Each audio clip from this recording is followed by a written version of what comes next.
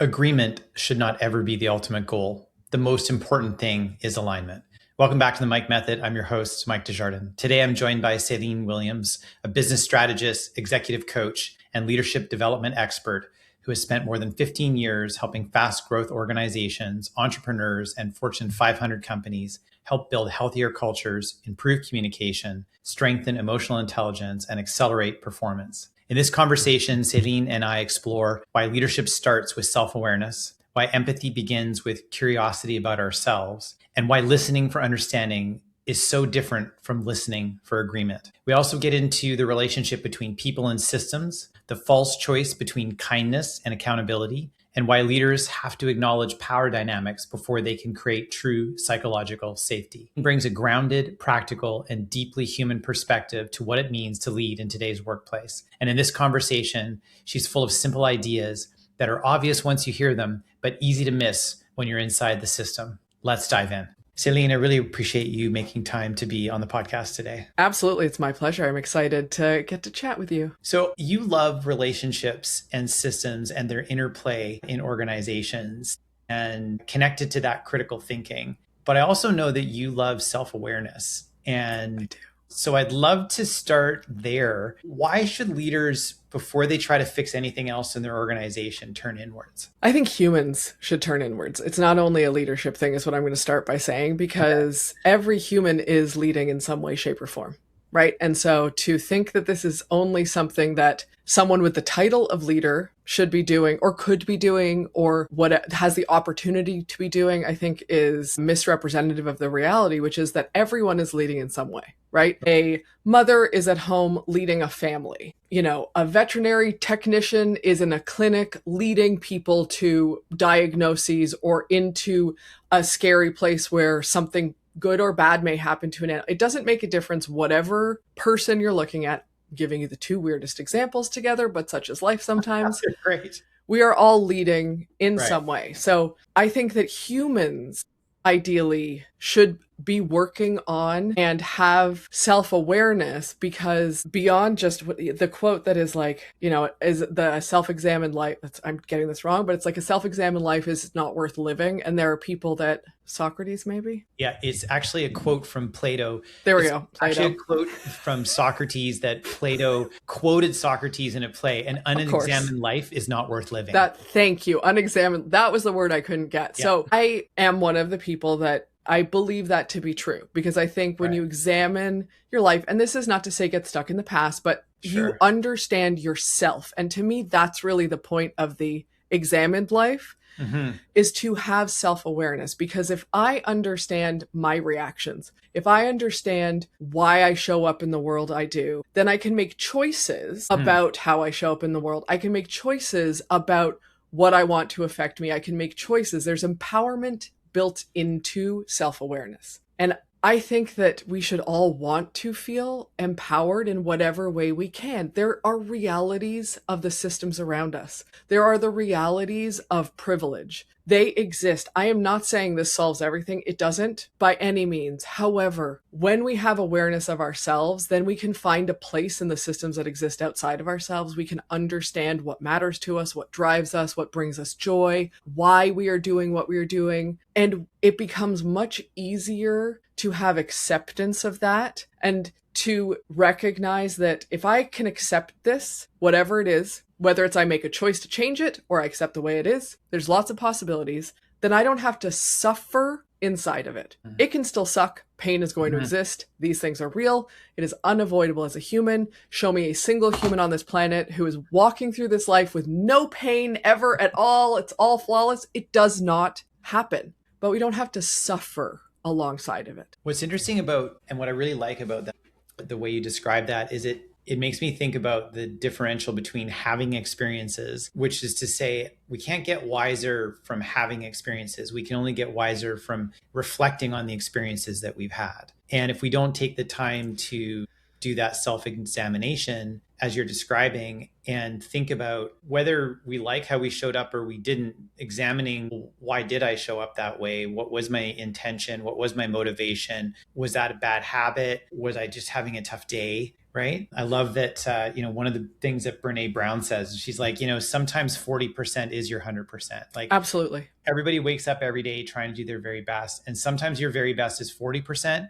Sometimes it's 100, sometimes it's 80.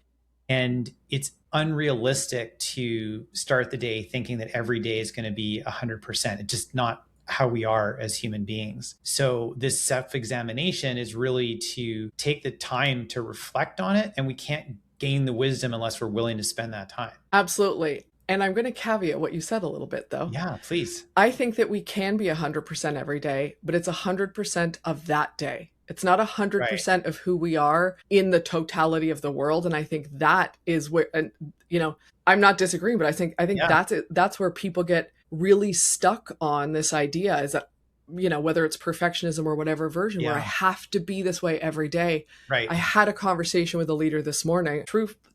This is true. I wish I could say I was making this up. This is very timely. Gotta love how the world works sometimes. But I had a conversation with a leader this morning talking about exactly that, where this leader has their identity is very attached to the work that they're doing and how good they are at the work that they're doing, because they are really good at the work that they are doing.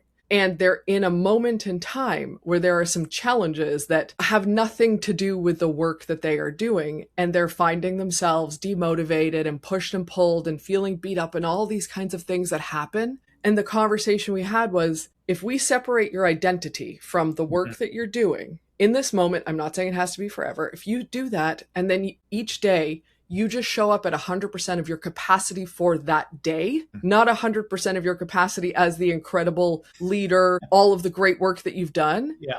You give yourself some space to be human, and you give yourself some space to learn and grow and reflect. And the pressure is significantly less than be 100% of all of your capabilities and possibilities and potential every day. Nobody can live up to that. I really like that reframing. Brene Brown's second thing she says is that everybody starts the day with the intention to do their very best that day. Yep. And if we believe that to be true, one, I think it is, from a self-examination perspective, I can give myself some empathy that I'm going to do my very best today. And my 100%, as you say, is like 40% of my best day, but that's 100% that I can give today. Yes. And I think what it also does is it provides empathy for others, because one of the kind of like sticking points about being a human being is we judge ourselves off our intentions and we judge others off their actions. Always. And you're right. It does give you, if we can give ourselves grace, then we can give other people grace as well, right? We can, even if we don't know their situation, and we don't have to, nor should we all the time, we can understand that there are things that we don't know about, because we're not sharing everything that we're going through at any moment in time, that we're not, grace of like, I know today I'm at 40, I'm at my 40% of my best, but 100% for today. Right. I can then look at someone else and say, that might also be true for other people. But if I'm constantly trying to be at 100% of my best potential all the time, there's no grace or capacity for anyone, including myself. What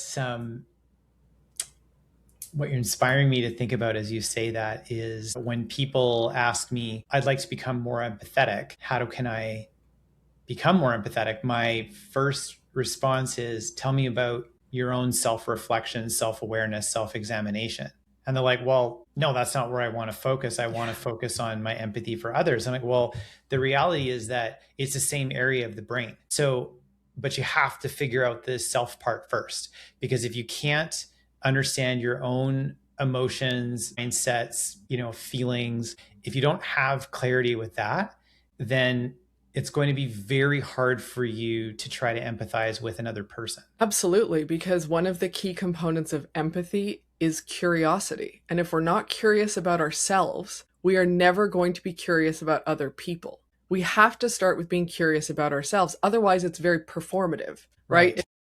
Otherwise, we're like, oh, here's the script of how I'm curious about Mike. Mike, great questions. Right. Where did you grow up? Check. Mike, how long have you, like, whatever it is, it becomes, it's that list, right? Yeah. Whereas if we start with curiosity about ourselves, which is safe, by the way, here's the fun fact. Yeah. When we are curious about ourselves, it's safe. It's just us. We already know all our dirty laundry.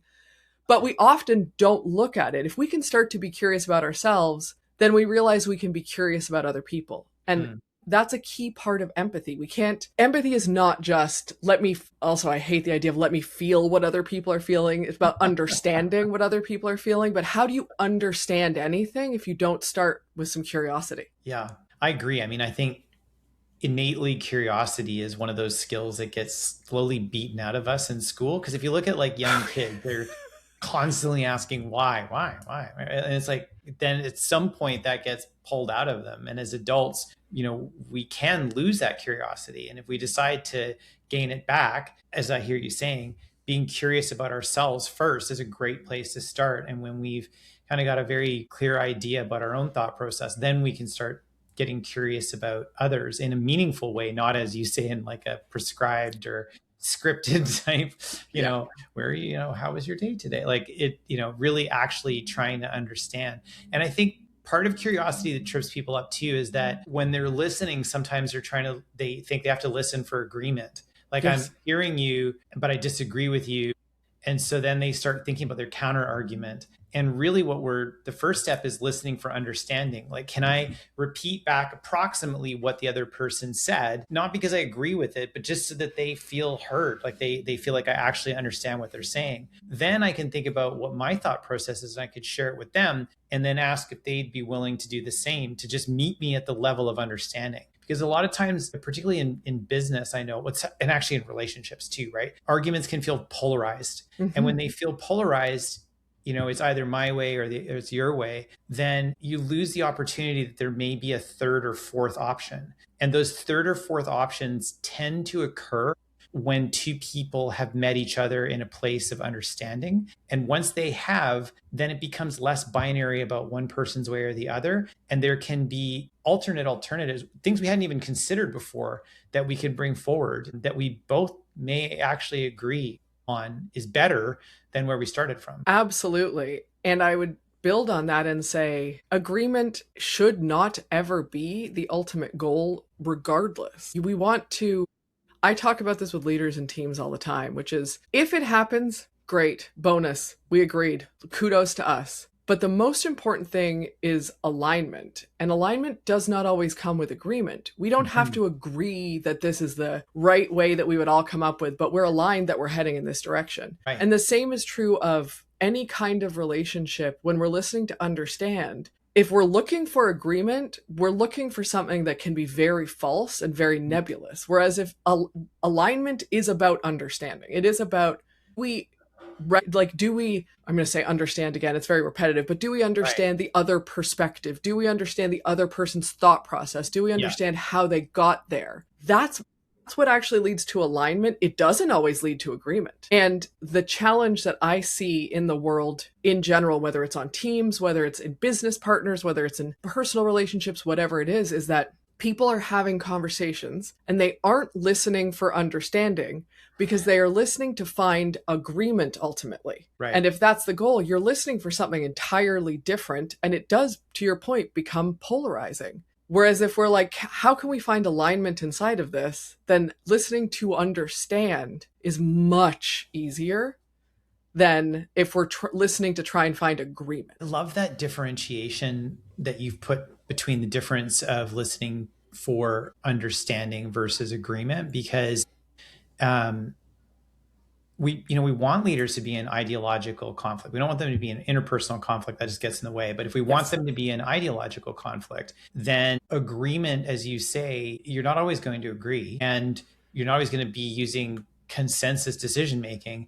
And maybe the leader has to just make a decision, but the goal is you walk out aligned. And, one of the phrases I've used is this is the best, worst decision we could make. So there is no great decision in this case, but of all of the crummy decisions we can come up with as a solution, this one's the best of them. And so if we can just be okay with that, sometimes that's what happens as a leader. You're kind of stuck in this place where you're like, there's no ultimate perfect answer here.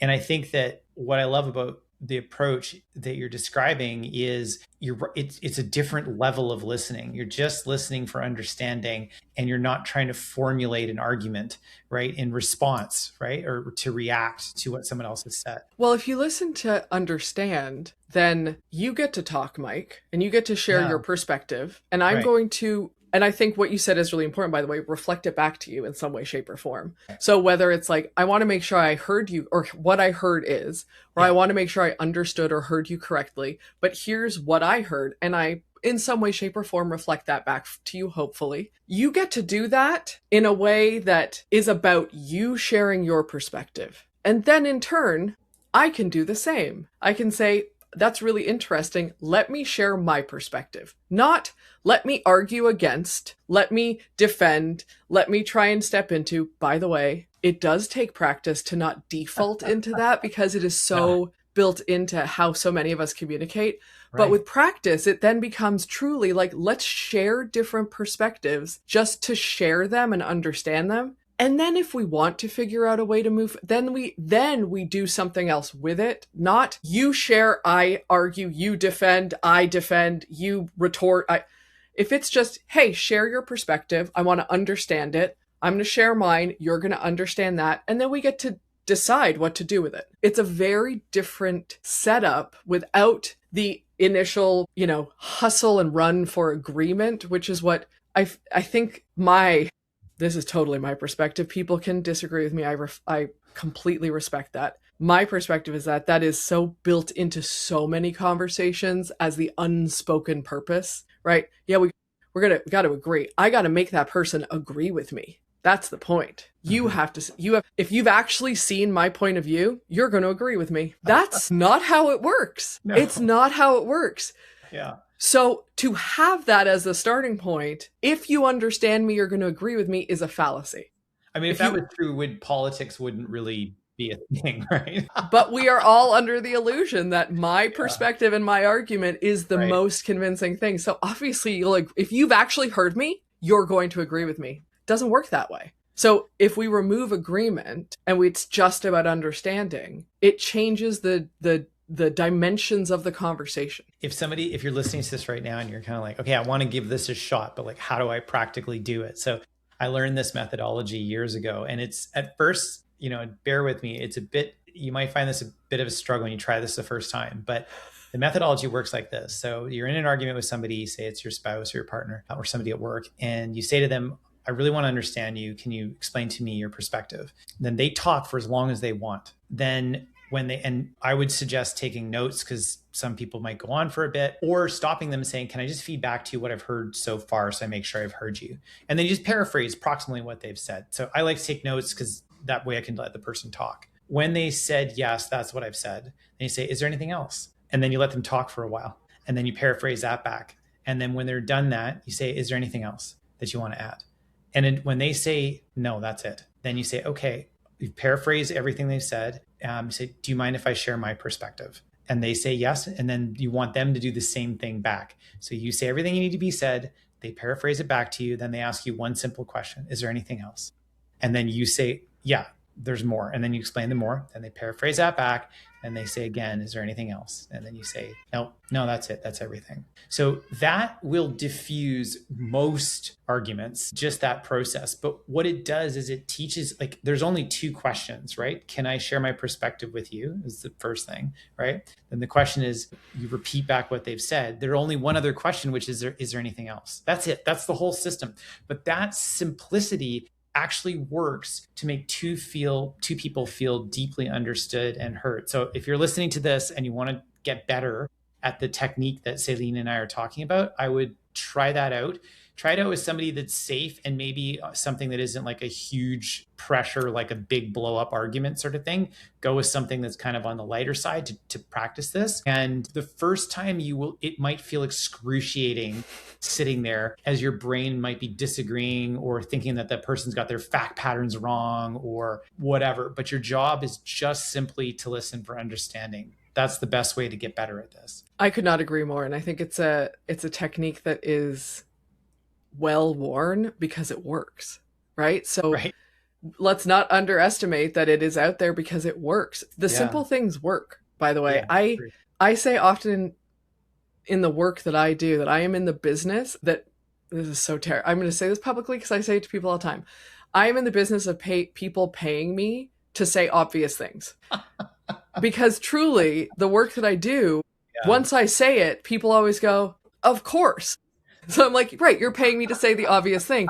But when you're inside of it, when you're in that moment of tension where you're trying to, I need you to agree with me, you're not thinking, it's a really simple framework. Yeah. If I ask someone to share my perspective and then reflect back and ask them if there's more, you're not thinking of the simple thing. You're not thinking of the obvious thing. And truly, in most situations, there is an obvious, simple way or perspective or question or whatever that we're just not aware of because we're in the system, right? When you're inside the system, you don't see it. When you're in that conflict, you don't see it.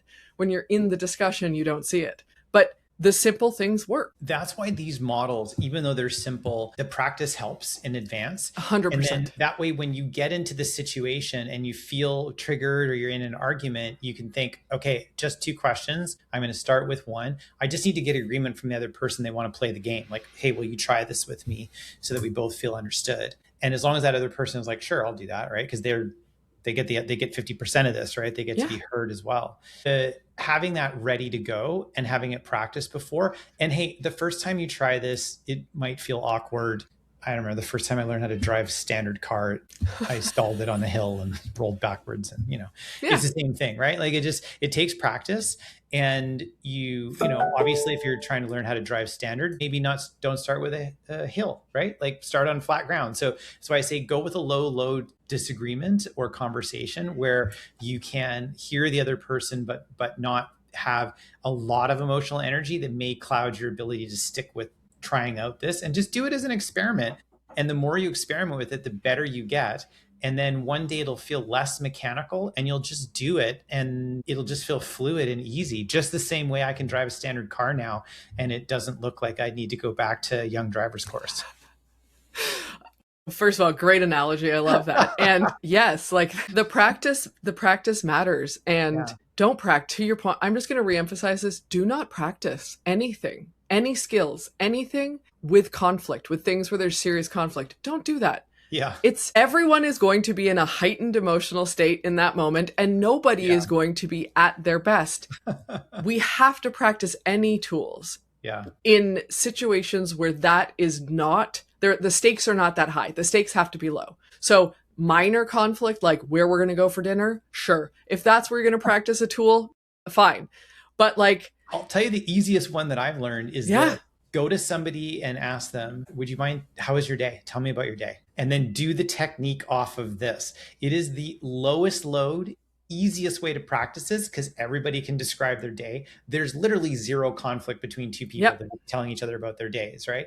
And at the end of it, you can then feed back what your understanding was. And it's like the lightest load way. If you want to try this, try it with something like that. No, that's a great example. And that's exactly it. Find the place where there's no pressure, there's no lift, there's no real consequence, and practice there. And that this, to go back to like that self-examine, the examined life, self-examined life, to go back to the concept of an examined life, this is a great example of you practice things, you reflect on them the same way you do with your own life. You reflect on the experiences, you reflect on what's happened, you learn, and you get better, whatever the version of better is, not what someone else, but like whatever your version of better is, you get better at the thing. Yes. Because you've examined it, because you've seen a lesson, because you're like, I didn't go deep enough, or I think there was something else there, or I should have shared something differently because it didn't feel like I was really opening up about my day. Whatever the case may be, there's always the opportunity. So let's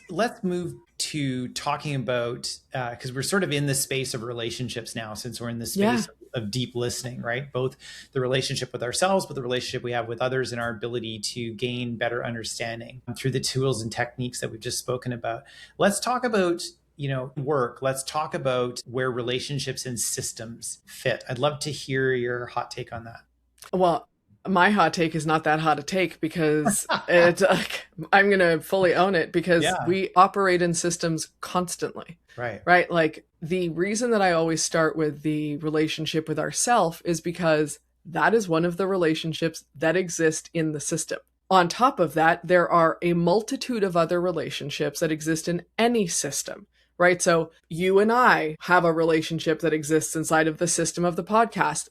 This can be a system in and of itself. You get into an organization, you get into a small business, whether you have 3 people or you have 300 or 3,000 people, it's just making a more complex system out of the relationships. But inside of all of them, there are relationships, right? Inside of all of them, those unique relationships are also what's creating and reinforcing the system. And then on top of that, we have the system that exists externally to organizations, personal, family, whatever, in the world, right? And the joy and weight of the history of many of those systems to have us be where we are today, because where we are is the perfect representation of the overall system that we live in, right? It functions perfectly for the way it was built, unfortunately, for many of us. Yes. So my hot take is not that hot because we're always in systems. We are always in relationships inside of those systems, and the specific microsystem, let's call it, inside of the larger world ecosystem, that might change, but we're never not operating in a system that exists outside of us, and we're not inside of ourselves doing the operating. So are we in a catch-22, like chicken and the egg type scenario here? Because I think if I was listening to this, my thought process would be, okay, well, where do I start? Well, this is with ourselves, because the relationships start with ourselves, right? Our relationship with ourselves is where it starts. And then kudos to anyone who is in the world saying, I am going to change the system by myself. Kudos to you for having that faith.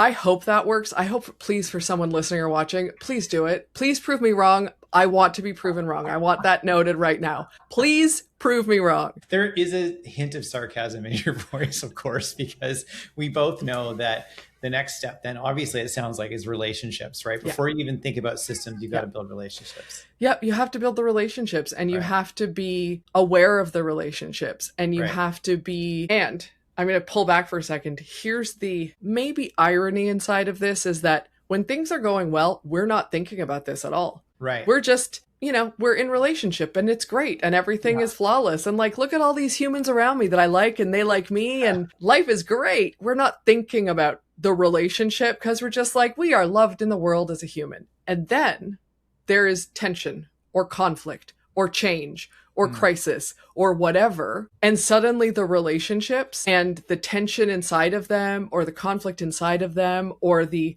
trust or lack thereof inside of them, or whatever, is pressure tested. And that's when we start to think about the relationship, often not as the relationship, but as the humans inside of it, right? So it's like, that person is blaming me for this, or I'm not showing up the way I want to, or I'm not being treated fairly, or I don't like the way that person, but that's all relationship stuff. It's all relational. It's interesting because I think when businesses go the other direction, they try to put in a ton of rules and regulations and over systemize things and hope that that's going to deal with the myriad exceptions that exist out in the world and try to prevent all the unintended consequences to every decision. And that can't be the answer. You can't, absolutely not. First of all, there's no way that you can create a set of processes or rules that's going to address every single potential anything ever. You're just going to end up with hundreds of rules and processes that then someone has to enforce, which that sounds like a terrible job. No, thank you.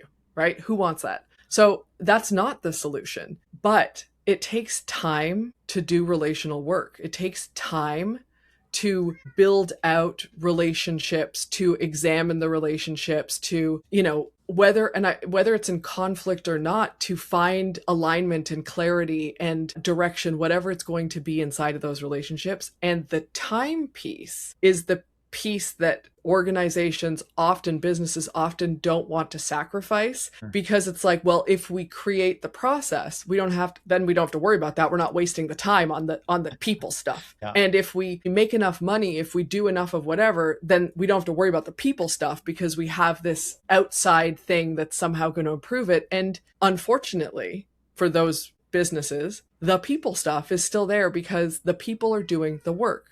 The people are part of the system is not just a bunch of computers on their own doing whatever they're doing. That's not real. the humans are always part of it. So it is not relationships at the expense of the system. It's not the system at the expense of relationships, which is often the push and pull that we focus on, right? Like if we spend all this time on the people and the relationships, then the system is going to suffer as a result, right? The business is going to suffer. I'm going to say business for this system in this case, but the business is going to suffer because we've wasted so much time on the people and the relationships. When ironically, I mean, if you get a really, really smart, aligned people who understand their roles and feel like they're on a team with other people who have their backs, then they will go create systems that make the most sense because they don't want to have to be reinventing the wheel every time something happens in the business. So they will actually go figure out the right systems that they need to operate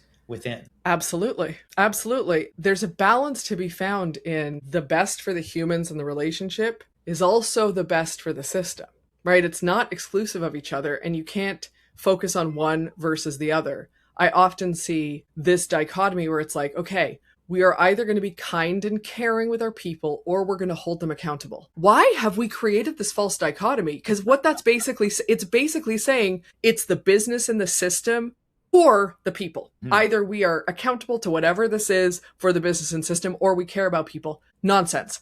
You know what's possible? Caring about people and the relationships and taking care of them while also holding them accountable, because holding them accountable keeps the system thriving, right? Having clear expectations, people knowing what's expected of them, we all like that. It's great to feel like, I know what's expected, I can do that. Who doesn't want that? So what's best for the system in this case is actually also what's best for the individual, and everyone can thrive inside of that. It is not this either or push pull, which then it's often framed that way. And it's one of the biggest frustrations for me when I'm dealing with people is like, no, you can have understanding, you can have solid relationships, you can be kind, you can care, and you can also hold people accountable and help the system thrive. Because if the system doesn't thrive, if the company isn't making money, if it's nobody has a job, there's no system. It's not either or. I think this is where the framework radical candor really kicks in, right? Like the radical candor framework says you can care deeply about people, but you can still challenge them directly. And you actually need to do both of those things. So that is setting clear as kind. It's setting very clear expectations, and it's being willing to hold people accountable. So those two things can coexist, right? They're not sort of either ends of a spectrum you have to choose from. And I think, radical candor kind of sums up what I hear you saying. Yes, but I will give a caveat to that. Yeah. Because I think one of the things that is missing from radical candor, and it's, I think it's a wonderful concept. And there are realities of discrimination in the workplace and in the world. There are realities that people who have less privilege than I do as a white woman may not feel comfortable speaking up or stepping into things the same way that I would. Or if I step into without acknowledging or making the space for that, I've now created a power dynamic that I might not be thinking about because I'm just this is candor. So the caveat to that is yes to the concept, and we also have to make space and figure out ways to do this inside of a world where racism and sexism and homophobia and whatever it is truly exists and impacts people in ways that if you're not part of that group, you don't always see or understand. So the principle you're bringing up really is equity, right? So there isn't equity across 100% conversations. And what do you think the solution is? So how do we have radical candor in a place where we might not be operating in a space or place where people feel the psychological safety that would come along with having equity? If I had the actual answer to that, I would be a billionaire. And unfortunately, where would we start? So let's not say the panacea or the absolute solution, but where do we start? So how as a leader do you help to promote that level of candor when you know that for whatever reason, there are power dynamics that exist on your team or within your organization, which may make it difficult for people to be able to come forward and challenge directly because of the consequences? So there's a couple of things I would say as a starting point. First and foremost, you acknowledge that is the reality of the world. Many leaders do not acknowledge that there is a lack of equity in their organizations because if you don't acknowledge it, it's not real. Right. So if we don't talk about these power dynamics, like I'm the CEO, anyone can come and talk to me anytime. What's the problem? That's the line, right? Yeah. I'm sorry, but I'm not, manure. I will not swear on your podcast, Mike, but that's manure. That's not real. So first and foremost, the leaders and please executives acknowledge and say it out loud that you do know that this exists. Because if you pretend it doesn't, then you are starting and creating a place that is never going to be psychologically safe, because the person who is experiencing it is now isolated from the reality of what's happening. So we have to start by acknowledging that this lack of equity exists everywhere in the world. It's not just your organization. It is the result of the systems that exist. Let's talk about them. Let's not pretend they don't exist. Mm-hmm. The next thing I would say, and this is where I always give the least satisfying answers ever because it's so context dependent. So I think that let's acknowledge this reality. Everyone can do in any organization, no matter what. Talk about it. Don't pretend it doesn't exist. Then I think it's very context dependent. Mm-hmm. So speaking to people, understanding what would help them feel safe, understanding what would be valuable for them. One of the things that I see that doesn't work a lot of the times is a leader, I'm going to say an executive. So like whatever level a leader in an organization, executive says, I'm going to go into a meeting with you, Mike, and I'm going to say, okay, so I'd love some feedback. Can you give me some feedback? I'm open to be candid with dead air. That's not the solution. It could be in the right environment where the conversations have been had and people understand that there really is no consequence and you have a specific question or specific area you're getting feedback. Can you set that up? Yes, potentially. But it's not the right starting point. The starting point is to understand the different perspectives and understand what people need to feel psychologically safe, what they need to feel like they can speak up or they can push back. Because one of the other things is that if you're my leader, Mike, and you tell me, Céline, I need you to get this to me by Friday. It's got to look like this. I have to be able to push back and say, I can't do that. We don't have the data for it. Right. And oftentimes people there's not enough safety for someone to do that. And they work like way too many hours or pull on other people. They burn bridges to try and get you the information because they couldn't say, or they didn't feel like they could say, that's not realistic. We don't have what we need for that. So in each circuit, there's so many specific circumstances that people have to do the work to understand their system, right? The realities of their system, the context of their system, the people that are inside of it, the relationships where safety exists, and then build out from there. And this is why it's not fast. There's not a one solution for everything, but it can actually solve problems if you do that and get to the root of it and not just be like, here's the Band-Aid of no problems exist. Come give me feedback because I've said I'm open to it. I love this. I love this recognition. I think it's a great place for us to wrap because, you're talking about power dynamics, which is, to simplify equity, there's power dynamics that are going on in organizations. And as a leader, we have responsibility to be aware of not everyone has the same feeling of psychological safety to be able to have authentic and candid conversations in our organization. And I love that is the starting point. Céline, thank you so much for making time to be on the podcast today. Thank you for having me. It was a pleasure to chat with you, and I appreciate all of your time.